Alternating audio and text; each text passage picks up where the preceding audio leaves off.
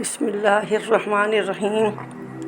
آسمانی کتابوں میں صرف قرآن اپنی اصلی صورت پر باقی ہے۔ ایک دینی عالم کو بیرون ملک میں ایسی جگہوں پر بیٹھنے کا موقع ملا جہاں عیسائیوں کا پادری بھی بیٹھا ہوا تھا، یہودیوں کا ربی بھی ہوتا تھا، اور ایک دینی عالم اور ہندوؤں کا پنڈت بھی ہوتا تھا۔ گویا مختلف مذاہب کے عالم ہوتے تھے اور ہر ایک کو اپنے اپنے مذہب کے بارے میں بات کرنی ہوتی تھی۔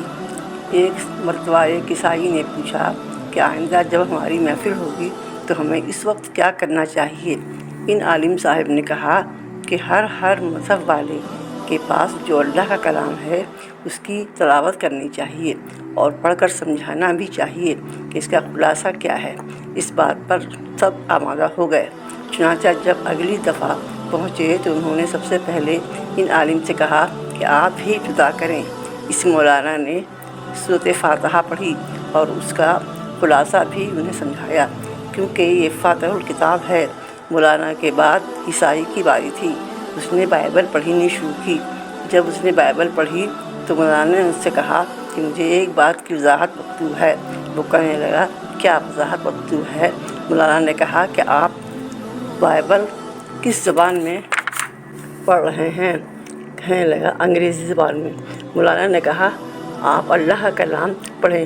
اللہ کا کلام انگریزی زبان میں نہیں نازل ہوا تھا، چونکہ یہ بات طے ہوئی تھی کہ ہر مذہب والے کے پاس جو اللہ کا کلام ہے وہ پڑھیں گے، اس لیے آپ اللہ کا کلام پڑھیں۔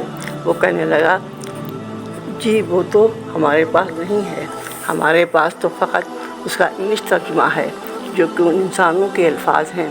آگے یہودی بیٹھا تھا۔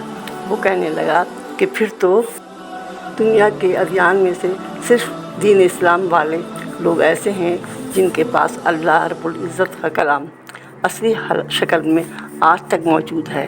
جب مولانا نے انہیں بتایا کہ اس کتاب کے ہمارے یہاں حافظ بھی موجود ہیں تو وہ بڑے حیران ہوئے۔ مولانا نے کہا کہ آپ کی کتاب کے کسی ایک صفحے کا کوئی حافظ ہو تو مجھے دکھائیں۔